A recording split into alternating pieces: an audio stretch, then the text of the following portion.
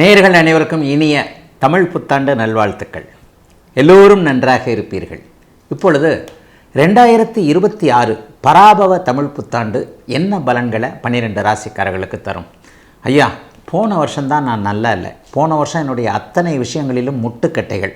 கல்யாணம் நடக்கலை, நடந்த கல்யாணம் சரியில்லை, அல்லது எதுவுமே எனக்கு சரியாக இல்லை, தொழில் நல்லா இல்லை, வேலை நல்லா இல்லை, பொருளாதார முன்னேற்றம் இல்லை, எதுக்காக பிறந்தேனே தெரியல, அந்த அளவுக்கு போன வருஷம் மன அழுத்தம். இந்த வருஷமாவது எனக்கு நல்ல அமைப்புகள் இருக்குமா அப்படிங்கிற ஒரு ஏக்கத்தோடு இருக்கக்கூடிய அனைவருக்குமே இந்த 2026 பராபவ தமிழ் புத்தாண்டு என்னென்ன பலன்களை எப்படி தரப்போகிறது? நான் அடிக்கடி ஒரு முன்னுரை மாதிரி சொல்லக்கூடிய அமைப்புகளில் இந்த வருட பலன்கள் எப்படி உங்களுக்கு சொல்லப்படுகின்றன. 12 ராசிகள்லையும் கோடிக்கணக்கானவர்கள், உலக மொத்தத்தில் இருக்கக்கூடிய ஒரு 800 கோடி பேரையும் பிரித்தோம்னா 12 பங்காக பிரித்தோம்னா ஒரு ராசிக்கு 60-65 கோடி பேர் கண்டிப்பாக வருவீங்க.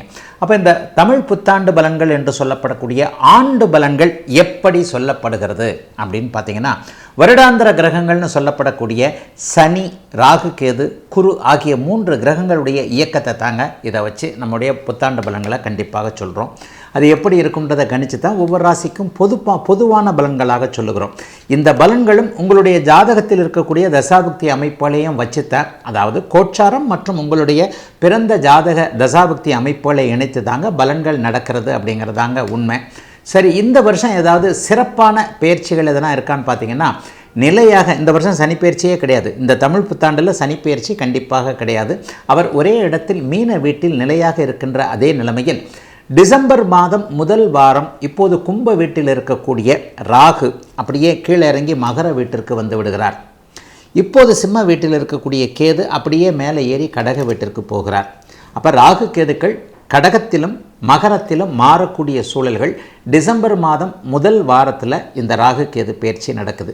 இதனை எடுத்து பார்த்திங்கன்னா ஒரு அற்புதமான ஒரு பயிற்சி நடக்குதுங்க, குரு பயிற்சி.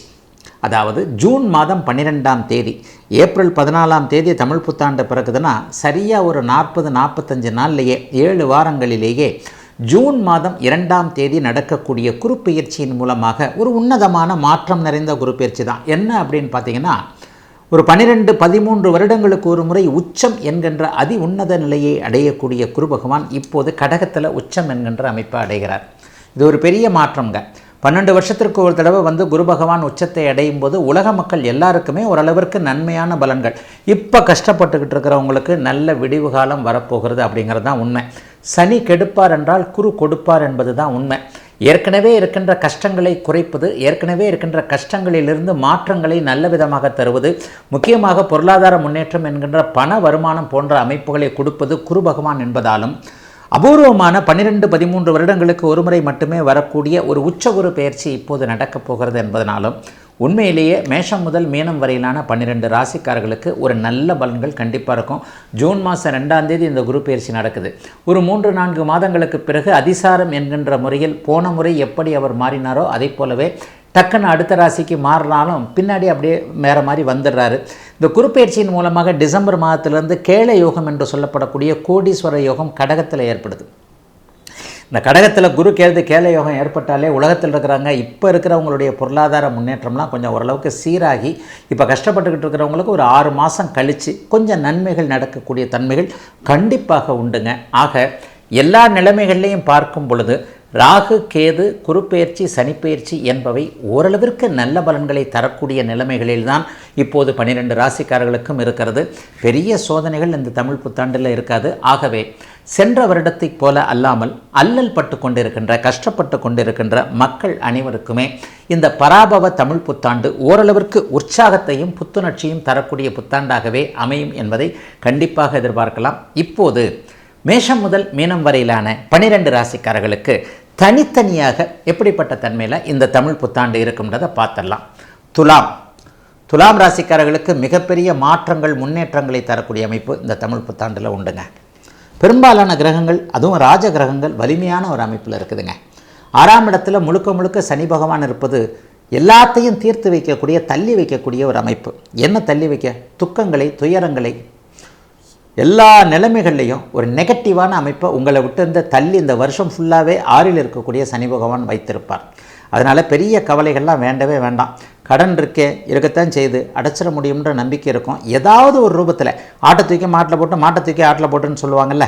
சொந்த ஊரில் இருக்கிற அதை விற்று இதை விற்று காடை விற்று கரையை விற்று இங்கே இருக்கிறத விற்று அதை விற்று எப்படியாவது கடன்லேருந்து வெளியே வந்துடலாம், அல்லது இப்படி சம்பாதிக்கலாம் அப்படி சம்பாதிக்கலாம்ன்ற மாதிரியான ஒரு நல்ல ஐடியாக்கள் வரக்கூடிய சூழல், அந்த ஐடியாக்களின் மூலமாக நன்மைகள் நடக்கக்கூடிய அமைப்புகள் இப்போது அத்தனை துலாம் ராசிக்காரர்களுக்கும் இருக்கிறது. கடன் தீரும். மிக முக்கியமாக 50-60 வயதுக்கு மேற்பட்டவர்களுக்கு ஆரோக்கியம் நல்லாயிருக்கும். எந்த மருத்துவம் பார்க்கலாம், சித்தா போகலாமா, ஆயுர்வேதா போகலாமா, அலோபதி பார்க்கலாமா, அக்குபஞ்சர்னு சொல்கிறாங்களே அதை ட்ரை பண்ணலாமா, மலர் மருத்துவம்னு சொல்கிறாங்களே அதுவா, அல்லது பேசாத கடையில் விற்கிற 5 ரூபாய்க்கு 5 ரூபான்னு சொல்கிற லேகியம் வாங்கி தின்னா போதுமா? இந்த மாதிரியான ஒரு குழப்பங்கள்லாம் துளாராசிக்காரர்கள் 60 வயசுக்கு மேற்பட்டவர்களுக்கு இருக்கும்.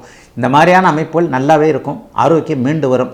ஒரு 60 வயதுக்கு மேற்பட்டவர்கள் 10 வயது குறைந்தார் போல சில மாற்றங்களை அடையக்கூடிய தன்மைகள் இப்போது உண்டு. ஆகவே ஆரோக்கியத்தை பற்றி கவலைப்படாதீங்க.